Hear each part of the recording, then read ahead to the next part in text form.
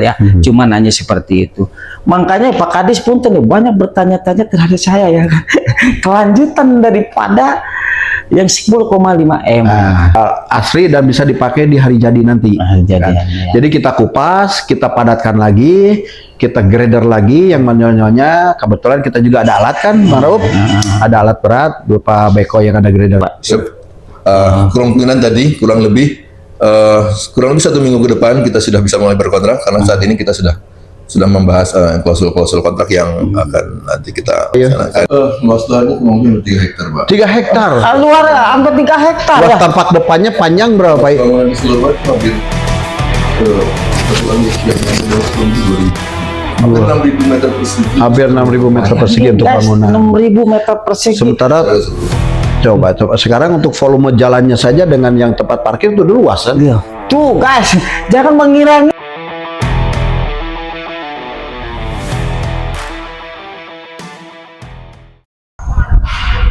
Assalamualaikum warahmatullahi wabarakatuh. Saya di Dinas Pekerjaan Umum dan Tata Ruang Kabupaten Bandung Barat, guys ya, mengklarifikasi terkait anggaran 10,5 M gedung Dewan DPRD Kabupaten Bandung Barat, guys ya. Kita nanti akan berbincang-bincang dengan Kepala Dinas PUPR Kabupaten Bandung Barat. Oke guys, ayo kita ke sana.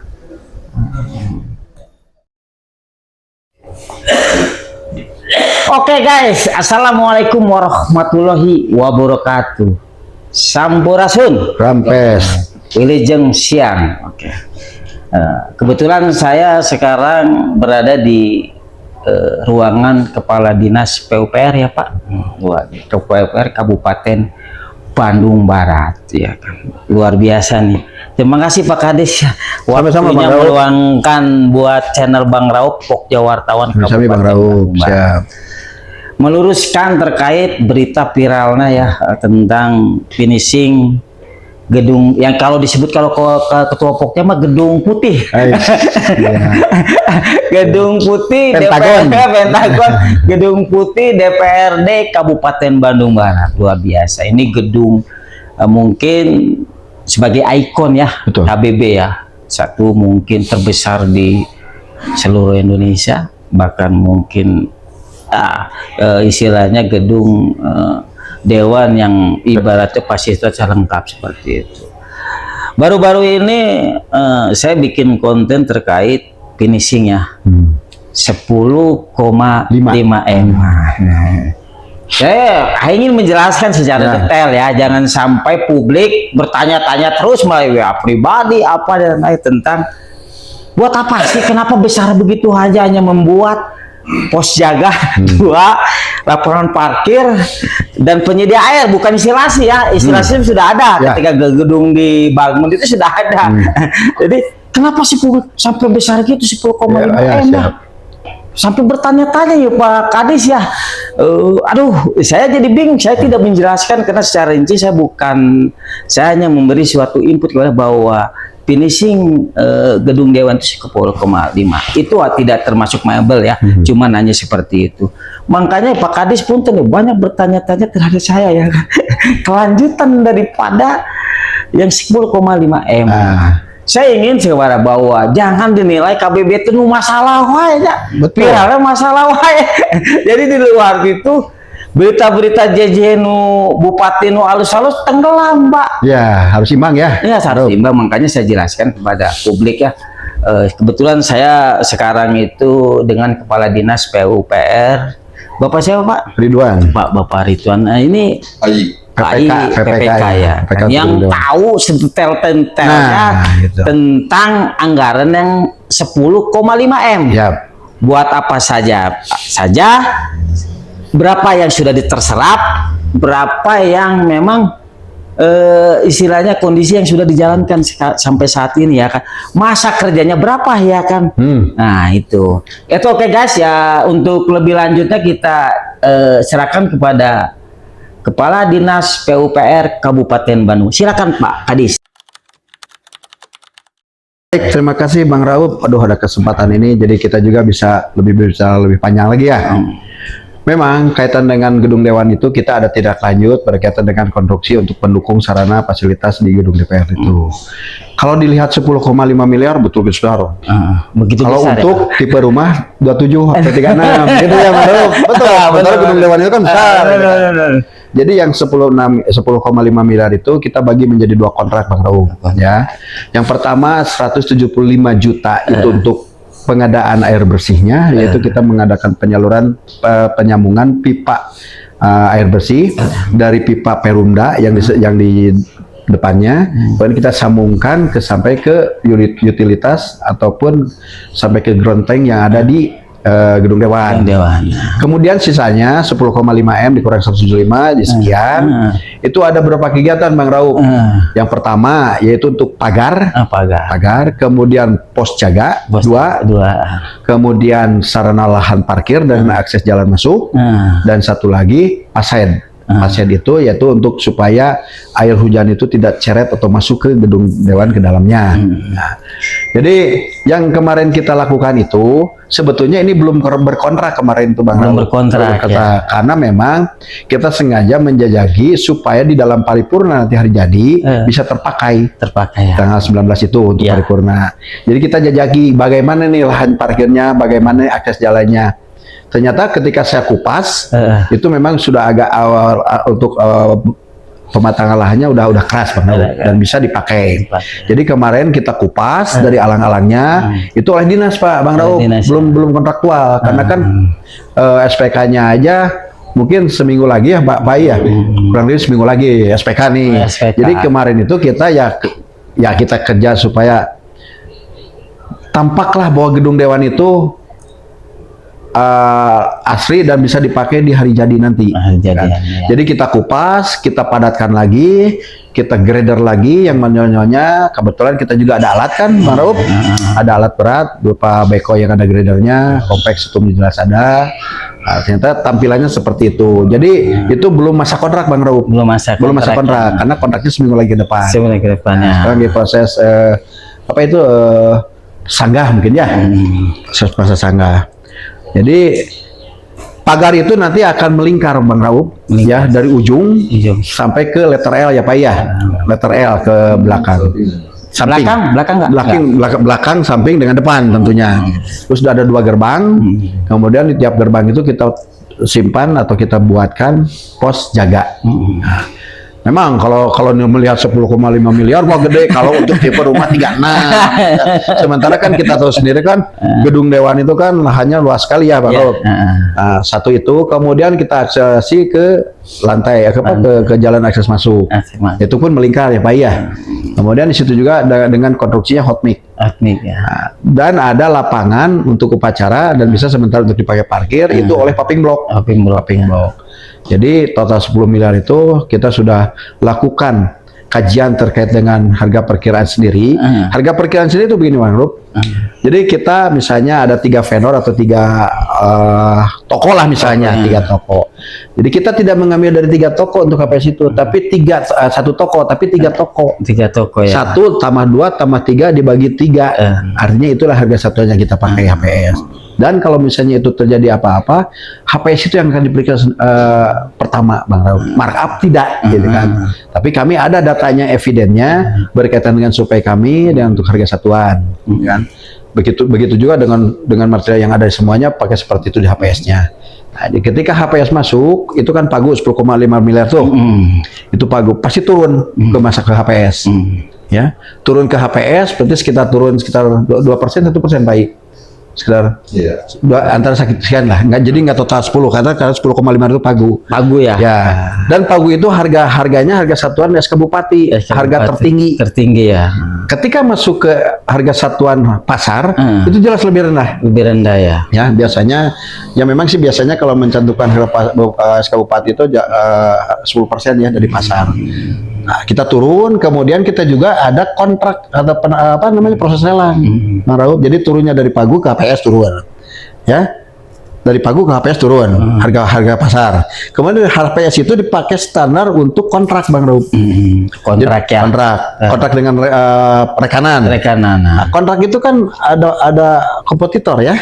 Jadi yang terendah baik yang menang, yang tinggi pun bisa, kalau misalnya baik itu bisa menang. Bisa. Artinya ada penurunan lagi Bang Rup dari HPS itu ke nilai kontrak, ya. Ada penurunan lagi. Nah itu yang menjadikan dasar kontrak kita, yaitu hasil pemenang dari proses lelang. Gitu. Jadi, nah itu jadi masalah pagar, pos jaga 2, lapang parkir dengan akses jalan, dan kemudian tempat baca itu dari akumulasikan menjadi tentunya di bawah 10,5 M, termasuk dengan yang 175 ya, nanti sampai yang itu. Jadi gitu Bang Raup. Jadi kita berupaya lah Bang Raup ya untuk semaksimal mungkin. Karena apa? Karena kita tahulah kesulitan Pemda itu dengan menganggarkan sekian itu harus kita manfaatkan sebaik mungkin. Kan? Jadi kami ada pilarnya. Kami nanti akan diperiksa oleh BPK. BPK itu kan jelas akan mengaudit segala macam kondisi keuangan yang ada diterapkan di gedung Dewan. Kemudian kita juga mungkin nanti ada pertanyaan-pertanyaan apa itu sudah kita sibukkan bahwa itu memang real. Kita juga lah Bang Raupnya nggak mungkin dengan hal-hal yang remeh atau yang kecil-kecil kita tersandung Bang Raup ya. Nanti kita buka.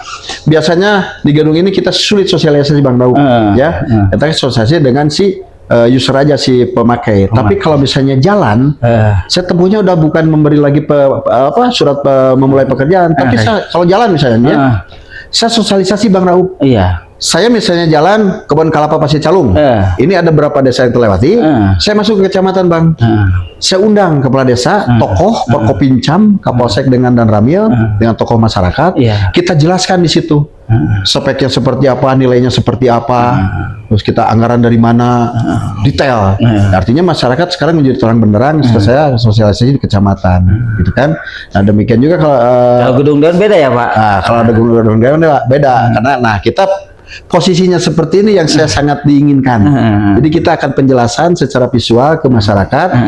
Ini malah lebih banyak masyarakat yang lebih tahu. Iya. Gitu kan? Jadi tuh guys, ternyata bahwa kata Pak Kadis, kita bukan membangun tipe 27. Bukan. Kalau tipe 27 itu dengan pagar 10,5 M, wah luar biasa. Jadi banyak kan mengira-ngira mendukung, aduh luar biasa, hanya membuat pagar, hanya membuat pos sapam, istilahnya air. Hampir 10 kok. Ternyata gedung Dewan itu berapa luas ya Pak? Luasnya berapa Pak? Iya. Luas lahannya mungkin 3 hektar Pak. 3 hektar. Luar hampir 3 hektar. Luas Ya? tampak depannya panjang berapa Pak? Bangunan keseluruhan itu hampir satu lanjut yang masih 2000. Hampir 6.000 meter persegi. Hampir 6.000 meter persegi untuk bangunan. 6.000 meter persegi. Sementara coba sekarang untuk volume jalannya saja dengan yang tempat parkir itu luas kan? Iya. Tuh guys, jangan mengira-ngira bahwa ternyata gedung dia itu sangat luar biasa luas ya. Yuk mau nanya, jangan-jangan itu dimasukin ke kantong ngasih sana. Ini yang ada. Ini kita bukan membangun tipe 27, tapi membangun hampir 3 hektar, 2.000 ya, 6.000 ya Pak, 6.000 secara keseluruhan. Jadi guys ya, ini sudah terbuka lah ya bahwa ternyata 10,5 M itu pagu. Pak Icok silakan mengapai. Terima kasih Pak Kadis. Menyambung apa yang tadi sampaikan Pak Kadis, betul bahwa kita tahun ini kita mendapatkan anggaran ya Pak ya untuk penyelesaian sarana prasarana yang ada di komplek atau ke gedung Dewan, kurang lebih seperti itu. Jadi tahun ini kita punya kurang lebih 10,5 miliar. Yang terbagi tadi sampaikan ada dua kontrak ya kurang lebih. Satu sudah dilaksanakan itu penyediaan air bersih yang kita sambung langsung melalui Perumda air minum ya, penyediaan air minum yang di milik KBB juga. Ya KBB juga itu. Ya. Itu sudah tersambung, sudah teraliri air, insya Allah 24 jam. Kemarin komitmen dari Perumda sudah komitmen 24 jam teraliri. Mudah-mudahan itu sangat mencukupi. Kemudian kurang lebih 1,3 miliar ini kita sudah lakukan proses pengadaan melalui ULP di Kabupaten Bandung Barat. Proses tahap kita sekarang ini sudah proses masa sang sudah selesai, sudah penunjukan. Kita sedang menunggu penyediaan jaminan pelaksanaan dari penyedia yang sudah ditetapkan. Yang sudah dimenangkan ya Pak?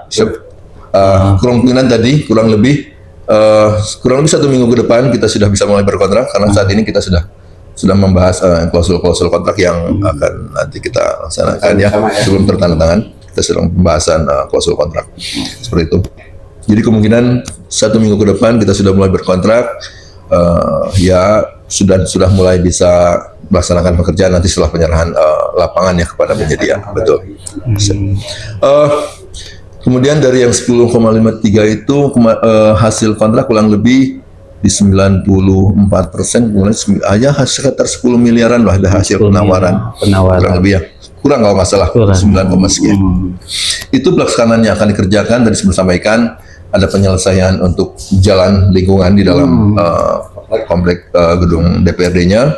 Itu kan baru sebagian ya yang hasil sisa waktu pelaksanaan yang di awal. Jadi masih ada beberapa yang belum terlaksanakan, terutama yang bagian belakang. Kemudian area parkir yang juga belum dilakukan finishing perkerasannya. Kemudian tadi seperti disampaikan bahwa kita sudah coba bersihkan persiapan untuk tanggal 19 untuk sidang paripurna ya. Kita maksimalkan apa yang kita bisa. Perkerasannya sudah bisa dipakai lah saat ini, sudah bisa dipakai. Tapi kurang lebih pekerjaan itu nanti ada jalan parkir yang finishing tempat parkir. Kemudian juga di bagian depan tuh, bagian di depan gedung itu ada lapang yang itu nanti finishingnya untuk dengan paving block karena itu lapang upacara dan aktivitas sebagainya. Kemudian juga ada pekerjaan pagar ya, kurang lebih garis besar pekerjaannya, pagar yang mengeliling dari depan, samping dan belakang. Itu kita buatkan pagar. Ya memang juga sejatinya memang harus ada karena memang untuk sisi keamanan juga ya, seperti itu. Dan juga kita buatkan juga nanti di depan itu ada untuk pertolongan karena mungkin nanti ada, ya memang harus ada yang berjaga. Seperti itu. Kemudian di bangunan gedung sendiri memang ada penyelesaian di bagian depan dan belakang itu di fasad depan karena masih sesuai perencanaan itu yang belum terlaksana. Jadi kita ada beberapa yang dikerjakan di bagian gedung, tapi kurang lebih di bagian luar gedung. Kemudian juga ada penyediaan untuk generator set listriknya. Kan sekarang listrik sudah tersambung sebetulnya dengan PLN, tapi ya kita juga mengantisipasi ya. Jika khawatirkan mati lampu terjadi kendala dengan PLN, kita sudah siap. Siap ya, gensetnya udah siap. Termasuk genset ya. Termasuk untuk genset karena alhamdulillah sih sebetulnya komitmen PLN juga cukup baik ya, mengutamakan semua, jadi tetap jadi prioritas karena kita sifatnya gedung pemerintah ini untuk pelayanan terhadap publik. Dari komitmen dari PLN juga memang bagus maksudnya selalu bukan mengesampingkan, tetapi tetap memperhatikan pun kalau terjadi kendala PLN pun selalu mengonfirmasi dulu akan terjadi karena memang tidak bisa ditanggulangi secara ini harus. Tapi kita sudah siap, makanya kita sudah siapkan dengan generator set.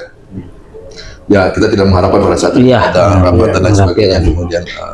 Jadi kita sudah antisipasi itu. Kurang lebih sih sebetulnya pekerjaan yang utamanya seperti itu, walaupun memang ada beberapa. Kalau kita rinci cukup panjang juga. Panjang. Tapi kurang lebih seperti itu ya Pak. Kurang lebih seperti itu. Ini berapa Pak dari kategori 10,5 M itu berapa perusahaan yang? Sedikit sepintas saja. Sebetulnya pada saat lelang itu kita sampai buka melalui OLP itu banyak juga sebetulnya yang mendaftar, tapi yang memasukkan penawaran yang memenuhi persyaratan penawaran, kemudian satu penawaran yang dinyatakan memenuhi. Jadi berarti satu perusahaan yang menangani satu perusahaan, satu kontrak unggul ya kan seperti itu. Itu perusahaannya apa Pak? Gimana maksudnya? Maksudnya yang menangani PT apa Pak? Saat ini bisa juga sebenarnya dilihat di LPS karena itu terbuka juga. Saat ini kita ada namanya CP King Prabu yang sudah ditunjuk sebagai pemenang dari WLP. Teman sudah kita konfirmasi. Itu dari lokal atau dari luar Pak? Kalau saya lihat memang dari luar KBB ya. KBB ya. Sebenarnya nggak, karena memang proses pengadaan melalui LPS ini kan menjadi terbuka ya.